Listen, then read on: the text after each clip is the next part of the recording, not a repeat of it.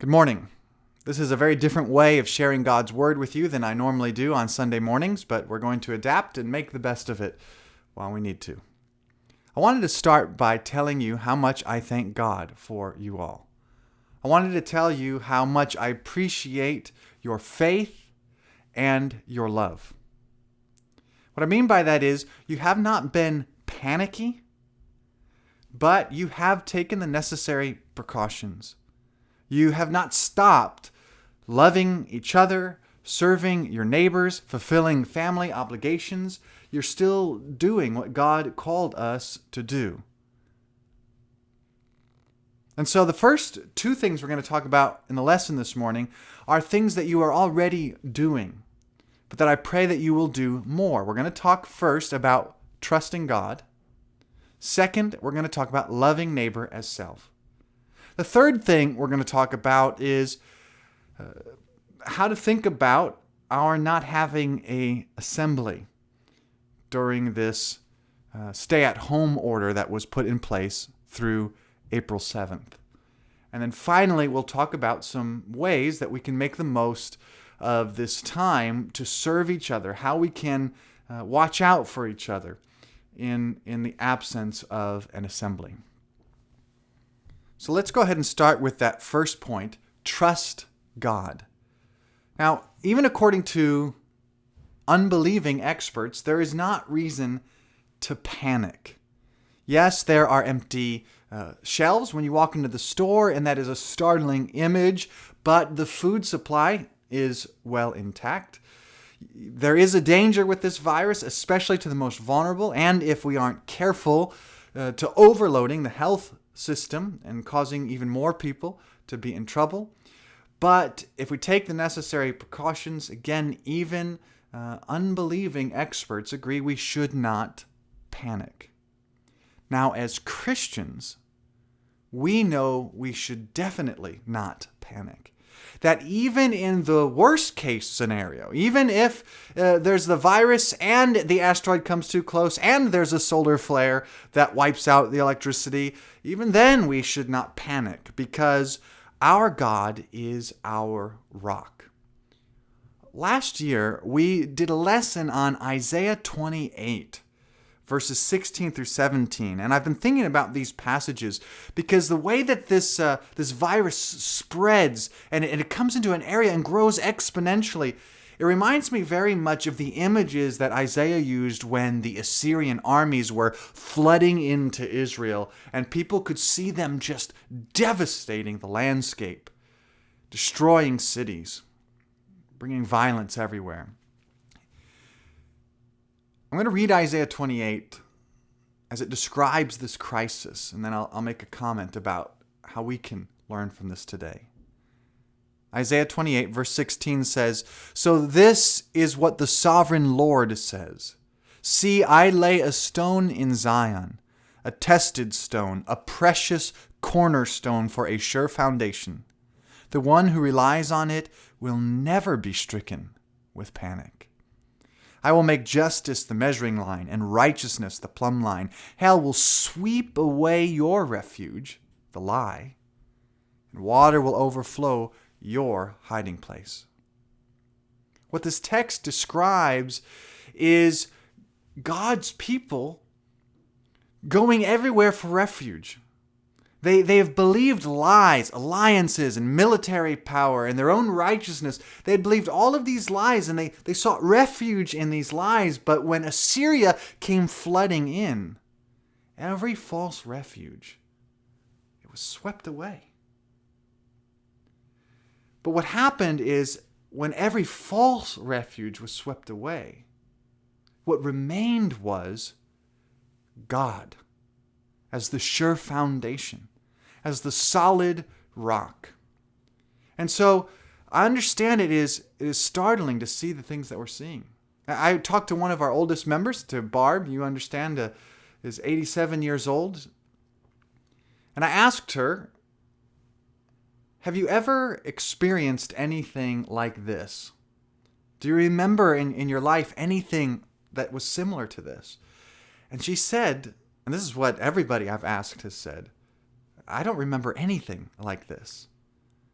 She did mention that in World War II that there were necessary provisions for groceries and those sorts of things, and it sort of reminded her some of that time. But in terms of a virus, in terms of a pandemic like this, she said it's unprecedented. And so it is shocking for us. We live in a world where everything we want is there at the touch of a button, grocery shelves full of a million different flavors, of a million different foods, and we're just used to certain things just always being that way. And so it's shocking to us to remember that we're dependent. We're created. We depend on a whole network, on a whole society, on a whole universe beyond our little lives. And we're realizing that some of the things that we thought were a sure refuge, that we thought were solid, are actually very shaky. But this is a good thing to understand, because it's always been true.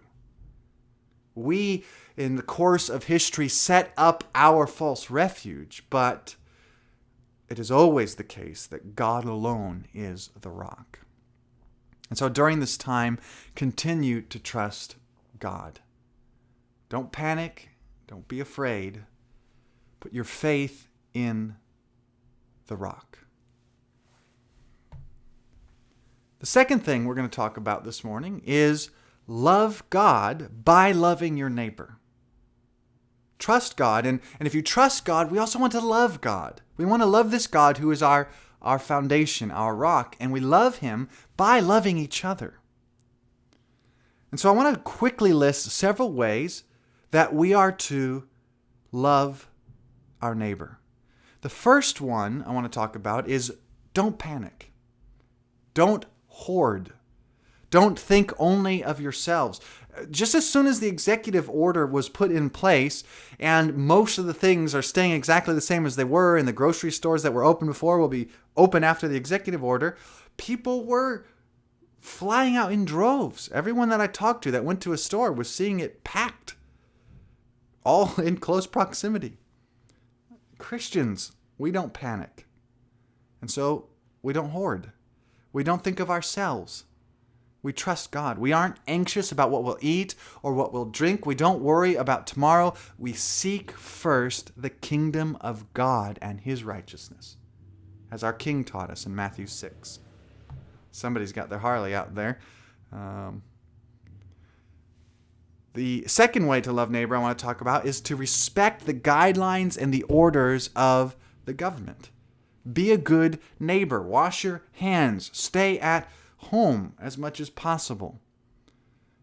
Consider 1 Peter 2, verse 11. Dear friends, I urge you as foreigners and exiles to abstain from fleshly, sinful desires, which wage war against your soul. Live such good lives among the pagans that, though they accuse you of doing wrong, they may see your good deeds and glorify God on the day he visits us. Submit yourselves, for the Lord's sake, to every human authority, whether to the emperor as the supreme authority or to governors. Third way to love neighbor is to do good and to share with those in need. If you have elderly neighbors, call them. Ask them, when I'm going to the grocery store, is there anything I can pick up for you? Do you need anything? Check in on them. See how their health is doing. Consider Hebrews 13:16. Do not forget to do good and to share with others, for with such sacrifices, God is pleased. Fourth, and I'm saying this on a Facebook video, share good information. Don't spread lies. Proverbs 15:2 says, the tongue of the wise adorns knowledge, but the mouth of the fool gushes folly. There are lots of fools that flood Facebook with things that are not helpful in times like this. Christians need to be trustworthy. We need to be sources of good information, true information. And finally, and this is part of why our testimony is so important, preach the gospel. Preach the gospel. Last that I have checked, there are no confirmed cases of the coronavirus in Ogle County or in Rochelle. But the bad news is that we have a city and a county full of people that are already dead. They're already dead spiritually. And they are doomed to face the second death if they do not find redemption in King Jesus. And so we need to preach the gospel to these people. Let them see your love. Let them see your firm foundation. Let them see that you are not shaken and that you are still serving your community. And when they ask, tell them it's because of King Jesus. Tell them of his death, of his burial, of his resurrection. Tell them how he ascended to the right hand of the Father and how he reigns in love and righteousness this day and works all things toward his purposes, to glorify his people and to restore all things. Tell them the good news that causes you to have this peace that passes understanding, this joy inexpressible, this love for neighbor that will not be shaken. The third thing I want to talk about is how to think biblically about the assembly.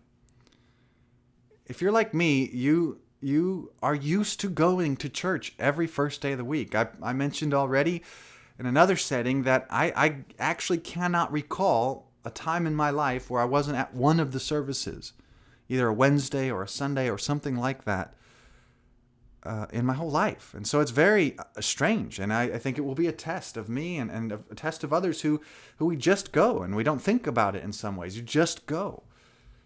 What's it going to be like when we don't have these assemblies? Is it right to have these assemblies? Is it right to not have them? Each church has to decide for itself in its own situation, its own laws, its own particular risk factor, and all of those sorts of things. It's absolutely true that we ought to obey God rather than men. And we must not forsake the habit of meeting together to stir each other up, as Hebrews 10:24 through 25 says. But like the Sabbath, the assembly was made for man, not man for the assembly. And there are times in extenuating circumstances, extraordinary circumstances, where love of God and love of neighbor allows us different options than the norm. I already know that we understand this at Rochelle because we've canceled services before during snowstorms. We've already done it this season. We've had people who stay home when they're sick and don't want to spread sickness to others. And this is a situation like that, and it is more extended than we have done in the past, or it looks like it will be, but it's the same kind of principle that you already know and that we understand. I want to share with you one example that I had not thought much about before related to this, that Doy Moyer and Jared Saltz and some others have been writing about from Leviticus. We're told in Galatians that the whole law is fulfilled in one word: you shall love your neighbor as yourself. And so the laws that are in books like Leviticus, when we understand the principles underneath them, they teach us ways of how we can love our neighbors. In Leviticus 13, there is this principle. Actually, since you're watching this on Facebook, I'll tell you, go search Doy Moyer's name and you can read a more extended discussion of this. But the principle in Leviticus 13 is of a person with an infectious disease. And when they have an infectious disease, they were not supposed to go into the community, but they were supposed to indicate that they have the infectious disease and to keep a distance. And there's also a section where it says if they're not sure if they have the infectious disease or if maybe they just have a rash, they're still supposed to isolate themselves so that it can be established over time whether they do have just a rash or an infectious disease. And a determination can be made. That principle is very applicable. It's not the same exact situation we have, but this idea that we don't want to spread harmful things to others, and that if we're not sure, it might be best to stay home. That is essentially the operating principle that a lot of these restrictions involve. The idea of this coronavirus is that because of its exponential growth and because of its long period of incubation, we don't always know if we're carrying it. And in some ways, by the time that we know that we have it, it's too late, and we've already spread it to others. And so, using this principle, one of the ways we can love neighbor is by heeding the advice of experts and following the order of our governor to not meet in the kinds of assemblies that we normally do. And so, out of love of neighbor and out of respect for the governing authorities, we are not having our regular assemblies during this executive order. In time, we will resume these assemblies. I look forward to it, and I know so many of you have already said you look forward to it. I'm not much of a hugger or even a handshaker, and even I'm thinking I need to see my brothers and sisters and say hello to them. The fourth and final thing is I want to talk about some ways that we can keep watch over each other. And really, I want you to be thinking of ways and practicing ways to keep watch over each other. This time away from each other will test our faith. And if it's genuine, the great value of our faith will be demonstrated through these trials. And so, how can we keep watch over each other? Ironically, if you recall, up to this Wednesday that we last canceled, we have been studying in our Wednesday Bible study what makes for healthy churches. And one of the things we've talked about that makes for a healthy church is that we care about each other. We love each other. We serve each other. We refresh each other. We warn each other. We watch out for each other. How are we going to do that when we don't see each other in the ways that we're used to every Wednesday, every Sunday? It's vital for us to find other avenues now. It's vital for us to be proactive in reaching out to each other individually, not just in this group setting. And what we've been talking about in our studies is that this is not only vital for us when we don't have our at-the-building assemblies. This is vital to health of our church, the soundness of our church, even during our regular assemblies. We need to be doing better, watching out for each other, especially with the declining health of two of our elders and the limits that they have on being able to reach out and watch over the souls. It is falling on us to watch out for each other. So we need to be building habits now that are obviously vital right now, that are actually going to still be vital even when we can start meeting with each other. And so what we hope is that this time of really having to be proactive will create some good habits in us that will carry over to when we're still regularly meeting together. So here's some things you can do. First, look at your directory. Pray for each other. We have plenty of time to do things. Let's take some time to pray. Pray for each family that you see in that directory, for their spiritual health, which is so essential to our eternal health. Call each other, or for people who prefer texting or Facebook messages, contact each other. Ask about how you are doing spiritually. Ask, what can I pray for? Do you guys have what you need? Just talk a little while and see if people are able to open up about the things that they're needing and the things that they're concerned about and the things they're praying about. Practice family devotions. Ephesians 6 places the responsibility for training our children, teaching them the way of the Lord, not on the church, not on Bible classes, but on parents. And so this is an opportunity for those who, if you've been allowing the church to take this responsibility, to really own it, because it is your job. It is your responsibility. Sing together, pray together as a family, read scripture together as a family. It doesn't have to be some huge, complicated thing, but make small, consistent habits of spending time together in the ways of the Lord. Finally, share some spiritual resources that you find helpful with the rest of us. There's so many amazing things. We have a feast before us on Facebook of great resources. David Disselkamp has been doing a daily devotion on some kind of encouraging word. I think it's at 7 o'clock. I just watched it before I recorded this. That's a great resource. Doy Moyer has had excellent articles about this time. Valrico, I know some of you already watched their videos of their church services and Shane Scott's lessons on the Psalms. let's share these resources with each other. The Bible Project. Post them in our group page. Share them publicly. Bring them up when you're talking on the phone. We can find lots of ways to worship and to encourage each other and to learn during this time. So, trust God. Love your neighbor. Understand that for a time, even though we're missing some individual assemblies, we're doing it to honor the governor and to love neighbor. But we will not give up assembling together, and we will resume it again, Lord willing, when we are able. And finally, watch out for each other. It's essential always. And hopefully this moment of crisis will allow us to get even better habits that we can carry over into normal life. Keep trusting God. God will use us to bless others. Let me say this, and then we're done. When I talked to Jim about this lesson, about our not meeting, about these different things, and we prayed together, one of the things that he said that really stuck out to me, and this isn't an exact quote, I apologize, Jim, if I don't get this exactly right, but he said something like this. He said, I think this whole ordeal is going to make us all appreciate even more the times that we have together in person. And not just at services. I think it's going to make us treasure each other more. I pray that he's right about that. Let's treasure each other now in the distance and look forward to the time we can be together again.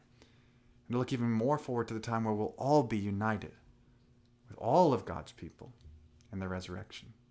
God bless.